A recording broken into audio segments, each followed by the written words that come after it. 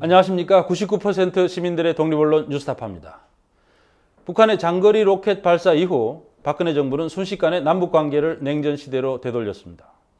또한 대한민국을 중국과 러시아라는 군사 대국들과 잠재적 적대국으로 만들어서 한반도에 신냉전 구도를 불러들이는 결정을 연이어했습니다. 사드 배치 공식화와 개성공단 가동 중단이 그것인데요. 오늘 뉴스타파는 이 문제를 집중적으로 파헤치겠습니다. 박근혜 대통령은 개성공단 가동 중단을 결정하면서 대북 제재를 위해서 중국과 러시아와의 연대도 중시하겠다고 말했습니다. 그러나 한국 방위에는 별 도움도 되지 않으면서 중국과 러시아를 극도로 자극하는 사드를 배치하겠다는 극히 모순된 결정을 함께했습니다. 시민보 기자가 사드 배치 결정이 한반도에 어떤 영향을 미칠지 취재했습니다.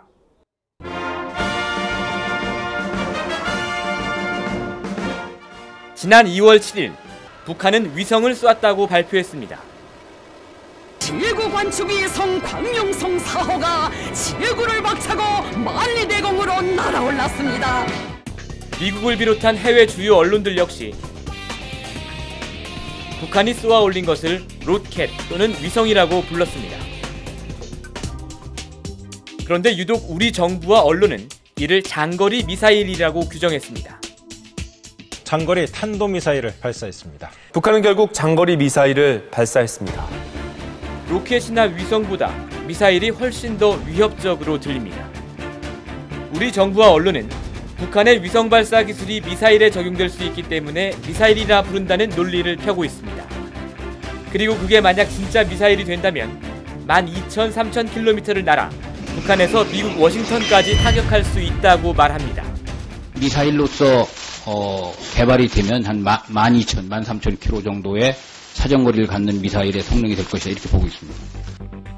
설사 정부 말이 모두 맞다 해도 이번 북한의 위성 발사 때문에 잠재적인 위험이 증대한 쪽은 한국보다는 10,000km 이상 떨어진 다른 대륙이라는 얘기입니다. 그러나 북한이 위성을 발사한 지 6시간 만에 국방부는 사드를 한국 영토에 배치하는 것을 검토하겠다고 발표합니다. 이 자리에는 토마스 벤달 미 8군 사령관이 동석했습니다. It is time to move forward on this issue. We look forward to close consultation and coordination on that, as well as dealing with the threats to peace and stability posed by the DPRK. 같이 갑시다. 감사합니다. 사드는 과연 한국의 안보에 얼마나 도움이 될 수 있을까요? 미 의회 조사국이 지난 2013년 발간한 조사 보고서입니다. 남한은 북한과 너무 가까워서 미사일이 낮은 궤도로 날아 몇 분 안에 도착할 것이기 때문에 사드의 효용이 크지 않을 것이라고 돼 있습니다. 우리나라 방위사업청 역시 지난 2013년 미국에 가서 사드를 직접 본 뒤 이렇게 보고했습니다. 한반도 배치 시뮬레이션 확인 결과 사드는 대구 부산 지역에 배치 시 스커드 BC 노동미사일급 방어에 적합. 수도권 위협 탄도탄에 대해서는 시뮬레이션 결과 미제시. 일부 남쪽 지역에 북한의 일부 미사일 기종을 방어하는 데는 효과가 있을 수 있지만 수도권 방어에는 별 소용이 없다는 뜻입니다. 그런데 미국은 왜 효과를 장담할 수도 없는 사드를 한국에 배치하려고 하는 것일까요? 사드의 구성 요소 가운데 하나인 X밴드 레이더입니다. 이 레이더는 방식에 따라 전방 1,800km까지 탐지할 수 있습니다. 중국 베이징과 러시아 극동 지역이 감시 범위에 포함됩니다. 사드 레이더를 통해 수집된 정보는 미국은 물론 주일미군을 통해 일본에까지 즉각 공유됩니다. 사드가 미사일 방어망, MD라고 하는 거대한 네트워크의 일부라고 불리는 이유입니다. 사드 시스템은 다 다른 MD 시스템하고 연동되어 있습니다. 패트리어트 시스템, 이지스 그 탄도미사일 방어 시스템, 그다음에 미국 본토를 방어하는 GMD 시스템, 여기가 다 이제 그 연동되어 있기 때문에 이 시스템이 따로 노는 것이 아니죠. 다 연동돼서 이렇게 운영되고 있고. 한국이 사드를 통해 MD에 사실상 편입되면 미사일 정보를 기초로 한 한미일 삼각 군사동맹이 완성되고 이 동맹은 북한뿐 아니라 중국과 러시아까지 겨냥할 수 있게 됩니다. 사드 배치를 중국과 러시아가 반대하고 미국과 일본이 환영하는 이유입니다. 미국은 이 때문에 조지 부시 대통령이 당선된 2001년부터 한국을 MD에 끌어들이기 위해 애써왔습니다.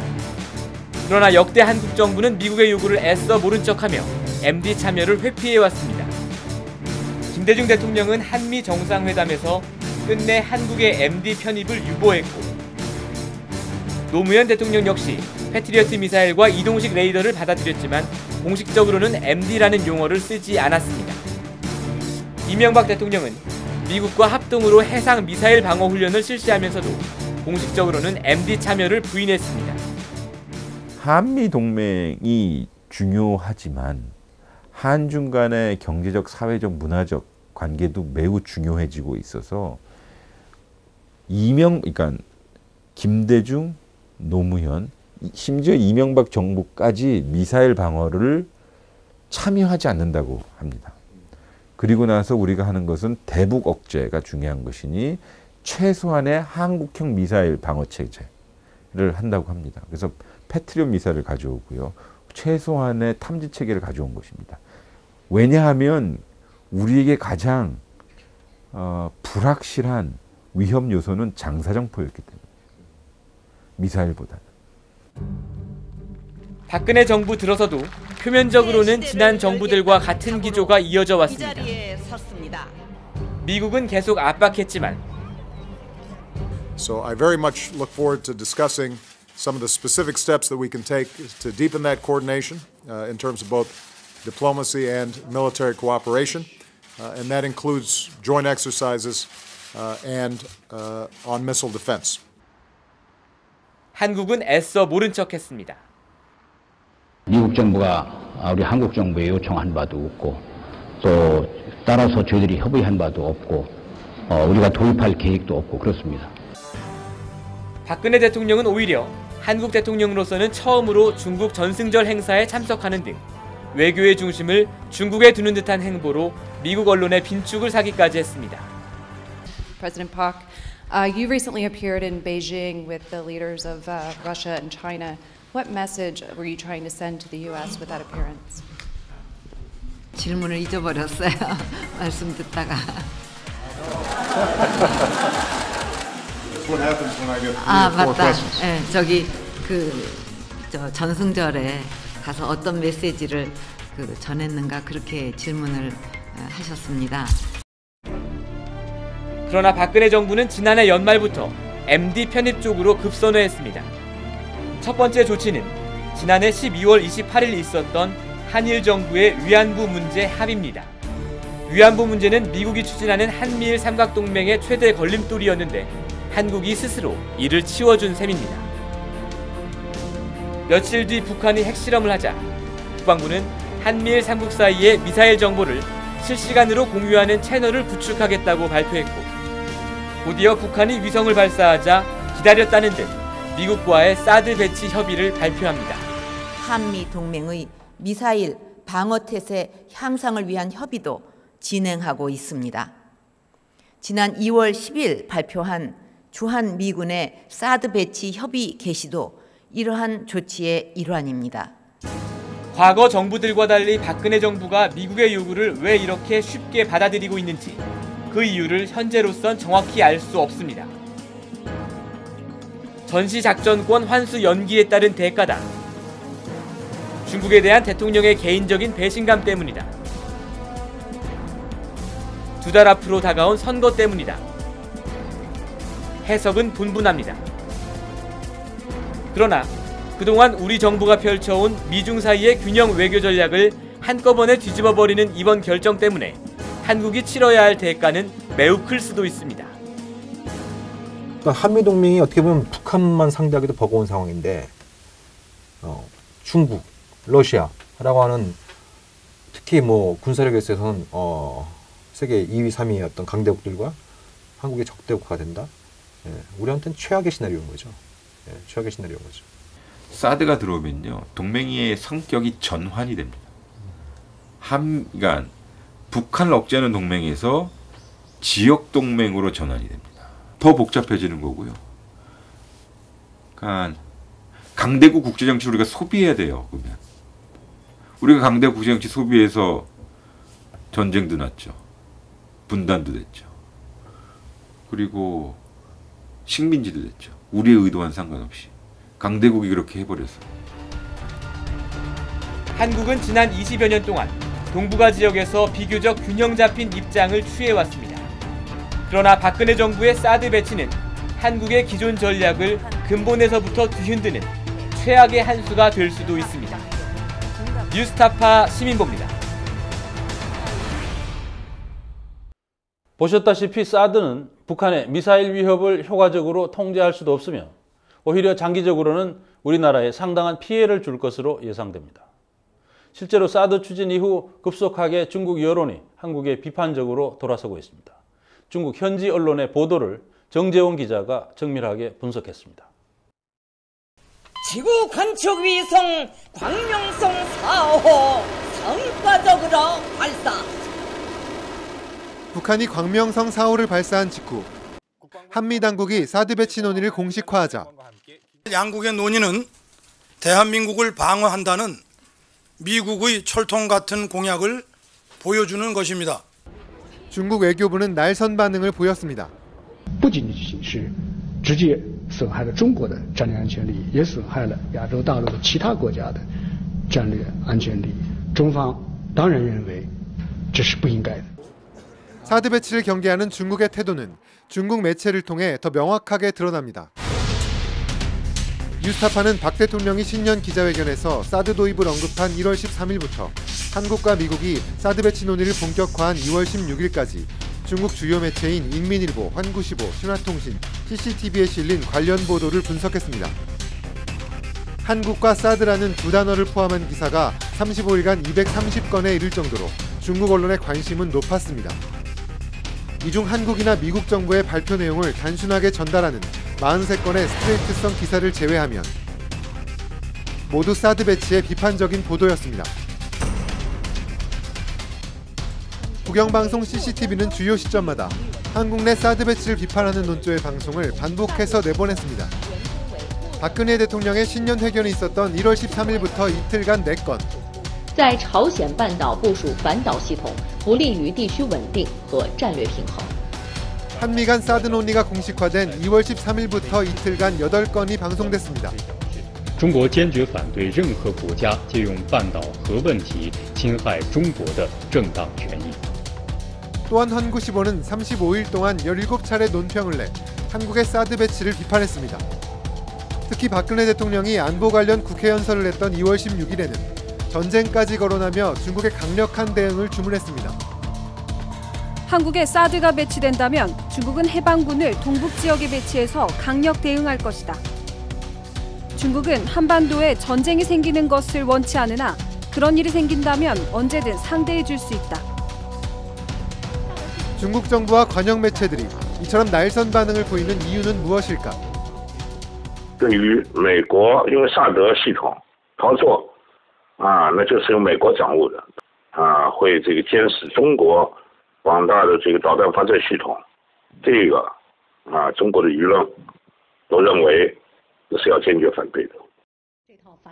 중국 매체들도 한국 내 사드 배치가 미국의 이익에 부합한다고 분석했습니다. 美国寻求在韩国部署萨德，不是为了保护韩国，而是为了威慑中国和俄罗斯。 한국은 중국으로부터 굉장한 경제적 이익을 챙기지만 안보에서는 중국을 무시하고 미국과 한마음이다. 한 중국 언론이 실시한 여론조사에 따르면 중국인들은 북한의 위성 발사 이후 한미일 군사동맹이 강화되고 일본이 틈을 타 수작을 부릴 것이라고 응답했습니다. 중국인들은 한국이 중국의 등을 돌리고 미국, 일본과 가까워질 것으로 보고 한국에 대해 비판적인 입장으로 돌아서고 있는 겁니다. 中国舆论对韩国在萨德导弹问题上面以前的表态的话呢，还是比较满意的。那么现在对于这个韩国改变了这个立场那么中方也表示一种不满，强烈的一种不满。 악화된 한중 관계가 미칠 영향은 무엇일까요? 당장 경제가 걱정됩니다. 국내에 들어오는 외국인 관광객 가운데 중국인이 가장 많고 우리나라가 수출을 가장 많이 하는 나라 역시 중국입니다. 중국 관련 사업의 매출 비중이 높은 업체들은 사드 추진 이후 걱정이 많지만 정부 눈치를 보느라 소가리만 하고 있습니다. 저희가 이거에 대해서 기업 입장에서 드릴 수 있는 답변이 많지는 않을 것 같다는 생각이 드는데, 사실 저희 여행업이 가장 이런 영향을 받는 그런 이슈들이 사실 국내외 정세, 그다음에 경제 이런 부분이거든요. 근데 지금 그 부분이 지금 둘 다 이미 주식시장에는 이런 우려가 반영되기 시작했습니다. 한국과 미국이 사드 배치 논의를 공식적으로 시작한 이후 대중국 수출 비중이 높은 업체들의 주가는 큰 폭으로 떨어졌습니다. 당연히 중국에서 비관세 장벽을 설치할 수 있다, 적용할 수 있다, 이런 부분 때문에 심리적으로 악영향을 미치는 것은 확실하게 사실입니다. 또 뭐 대표적으로 음식료 업종이나 아니면 화장품 업종, 그다음에 여행, 엔터 같은 경우를 들 수 있는데, 비관세 장벽은 관세가 아닌 수량 제한, 위생 규정 강화 등의 방법으로 외국산 물품의 교역에 불이익을 주는 다양한 장치들을 의미합니다. 한국에서의 면세 소비를 제한을 한다든지 아니면 그쪽에서 직접적으로 중국 쪽으로의 수출 제한 조치를 건다든지 아니면 한국 연예인들의 공연을 막아버리는 경우가 있는데, 뭐 그런 경우에 대해서 우려들은 다양하게 나오고 있는 것 같습니다. 정부 여당에서조차 비슷한 우려가 제기되고 있습니다. 새누리당 강석훈 의원은 지난 15일 당정회의에서 중국의 경제 보복 가능성을 언급했습니다. 그런 실질적인 경제 조치를 중국이라고 하는 나라는 얼마든지 할 수 있다라고 하는 취지에서, 그러니까 비관세 장벽이라고 하는 것은 다양한 형태로 나타날 수 있기 때문에.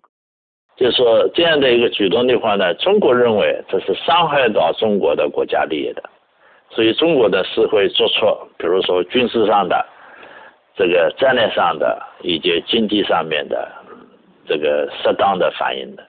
我们希望，我们比较欣赏的是。这个韩方在对美关系和对华关系的实行这个一种平衡的政策。 틈만 나면 경제를 살리겠다고 강조해온 박근혜 대통령. 그동안을 돌아보면 저는 국가 경제를 살리고 국민들의 삶이 나아지도록 하기 위해 한순간도 마음 놓고 쉰 날이 없었던 것 같습니다. 그러나 졸속적인 사드 배치 논의로 되레 한국 경제를 더 깊은 수렁으로 내몰고 있습니다. 뉴스타파 정재원입니다. 박근혜 대통령은 국회 연설에서 개성공단 가동 중단 결정의 명분으로 개성공단 자금이 핵과 미사일 개발에 쓰였다는 주장을 되풀이했습니다. 그러나 홍영표 통일부 장관이 그랬던 것처럼 아무런 근거 자료를 제시하지 않았습니다. 대북 실무 라인의 독립적인 판단은 간데 없고 대통령의 독단만 보인다는 비판이 나오고 있습니다. 김성수 기자가 개성공단 가동 중단의 문제점을 취재했습니다.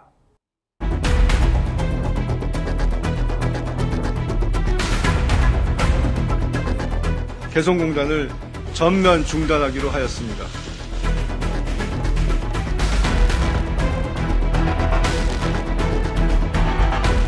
너무 갑작스럽게 일방적으로 사전에 좀 이렇게 좀 시차를 두고 했더라면 자는데,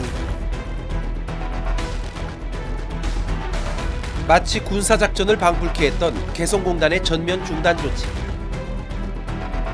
정부는 두 가지 핵심 이유를 들었습니다. 우선 개성공단 북한 노동자들의 임금이 핵과 미사일 개발에 쓰인다는 것.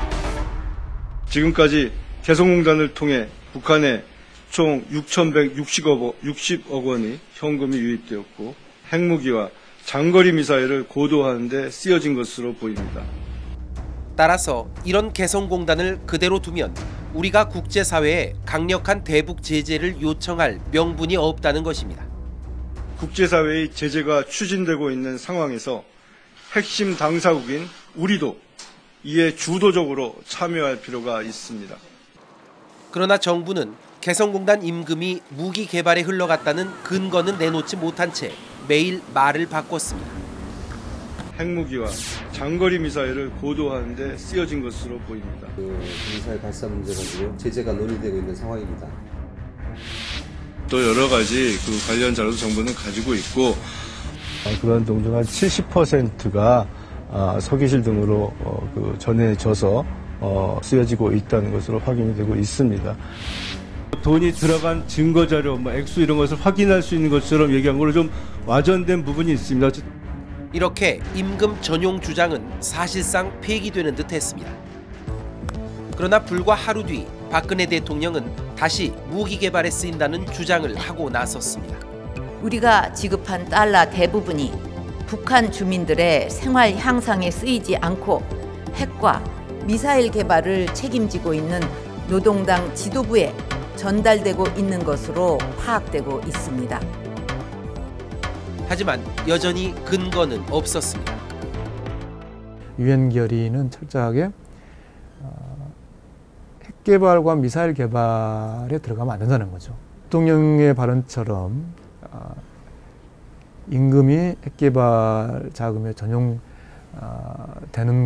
결과적으로 사실상 전용된 것이라면, 그런 판단이라면 한국은 처음부터, 즉 이미, 그러니까 이번 4차 핵실험 이후에 비로소 위반한 것이 아니라 처음부터 한국은 위반한 것이 되죠.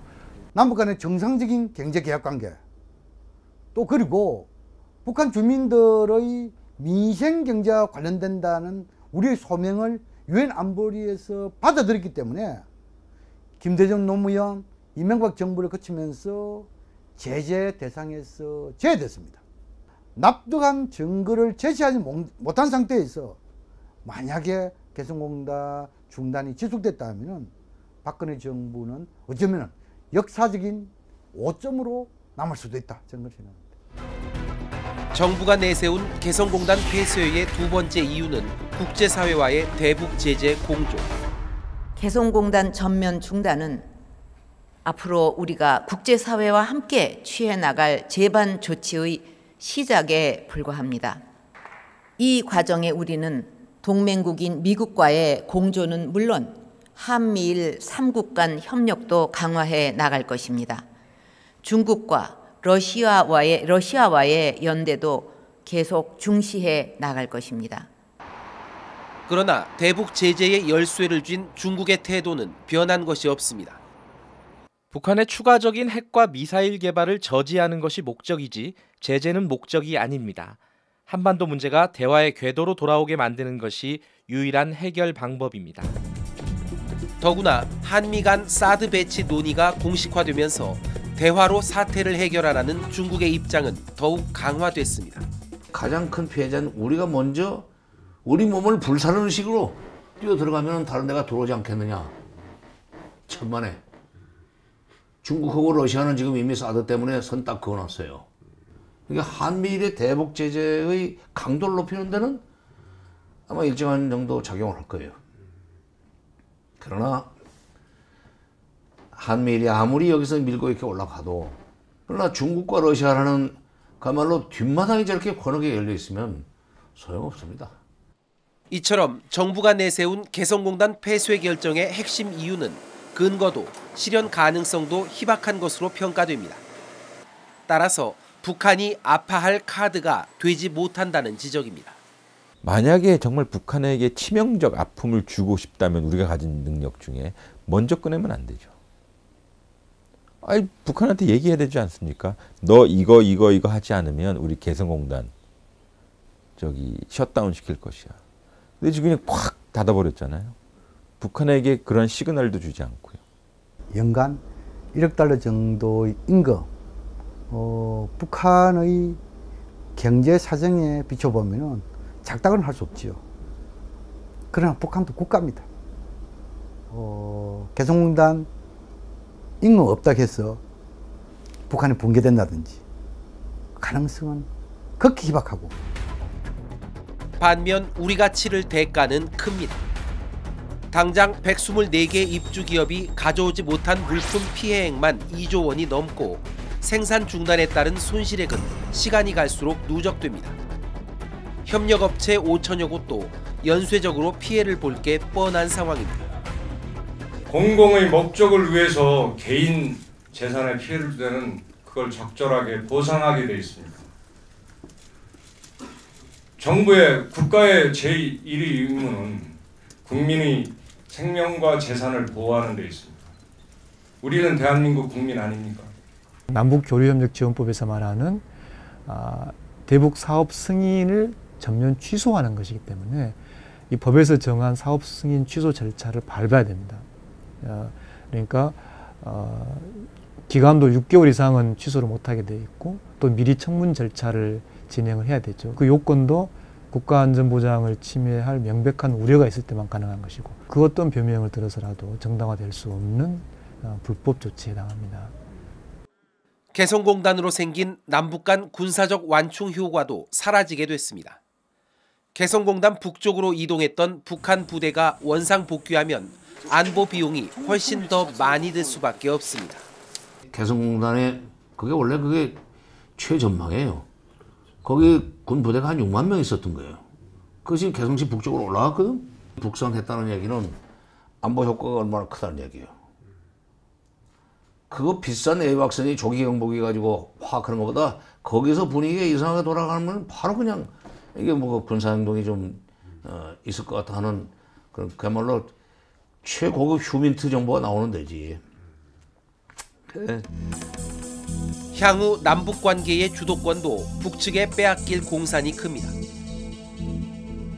어떤 정세 변화가 있더라도 개성공단을 정상 운영하자는 남북 간 합의를 불과 2년여 만에 먼저 깨버렸기 때문입니다. 그 시점에 이미 북은 그 전에 여러 차례 핵 실험도 했던 때고 미사일 실험도 했던 거기 때문에 단순히 북이 추가적으로 어떤 핵 개발을 한다든지 뭐 미사일을 쏜다든지 이럴 때 그 경우는 어떠한 정세에서 제외하기로 한다. 그렇게 남북이 합의됐다라고 보기는 어려운 상황이죠. 이처럼 커다란 손실이 예상되는 조치가 어떻게 전격적으로 이루어질 수 있었을까? 전문가들은 대북 실무 라인이 독립적인 판단을 하지 못하고 대통령 눈치만 본 것이 이번 사태를 부른 것으로 보고 있습니다. 박근혜 정부 3년 동안 대북 정책 하나만 봤을 때 이러한 상향식의 정책 결정 과정 정책 이행이 아니라 하향식, 다시 말해서 최고 정책 결정자가 원칙과 방향을 정해놓고 NSC가 거기다 논리를 만들고 관계부처에서는 홍보하는 역할을 해왔습니다. 이번에 홍익부 장관의 논리라든지 대통령의 연설 앞뒤 문맥을 보면은 그것이 입증하는 바가 크다, 저는 그렇게 생각합니다. 우리 정부의 개성공단 폐쇄에 맞서 북한은 지난 1972년 가설된 남북 간 직통 전화를 끊었습니다. 남북 관계가 44년 전으로 돌아가 버린 셈입니다. 뉴스타파 김성수입니다.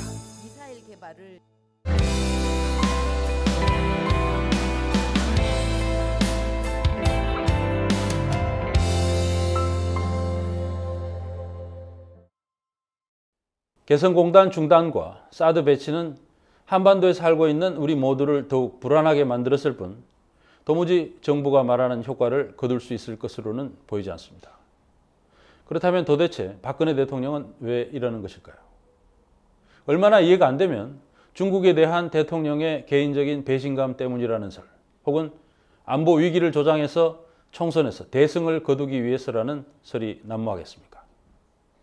대한민국 헌법 제66조는 대통령의 의무를 이렇게 규정하고 있습니다. 대통령은 국가의 독립과 영토의 보존을 수호할 책무를 진다. 대통령은 조국의 평화적 통일을 위한 성실한 의무를 진다. 박근혜 대통령은 지금이라도 헌법을 다시 읽어보기를 권합니다. 그리고 헌법에 규정된 자신의 역할에 충실한지 스스로 되돌아봐야 할 것입니다. 오늘 뉴스타파 여기서 마치겠습니다. 감사합니다.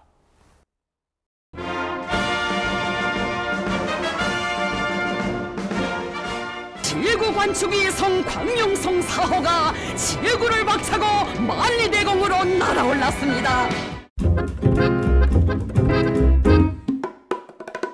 개성공단을 전면 중단하기로 하였습니다. 마치 군사작전을 방불케 했던 개성공단의 전면 중단 조치. 국민의 생명과 재산을 보호하는 데 있습니다. 우리는 대한민국 국민 아닙니다. 주한 미군의 사드 배치 협의 개시도 이러한 조치의 일환입니다. 미중 사이의 균형 외교 전략을 한꺼번에 뒤집어버리는 이번 결정 때문에 한국이 치러야 할 대가는 매우 클 수도 있습니다. 还是比较满意的。那么现在等于这个韩国改变了这个立场，啊，那么中方也表示一种不满，强烈的一种不满。 이미 주식시장에는 이런 우려가 반영되기 시작했습니다.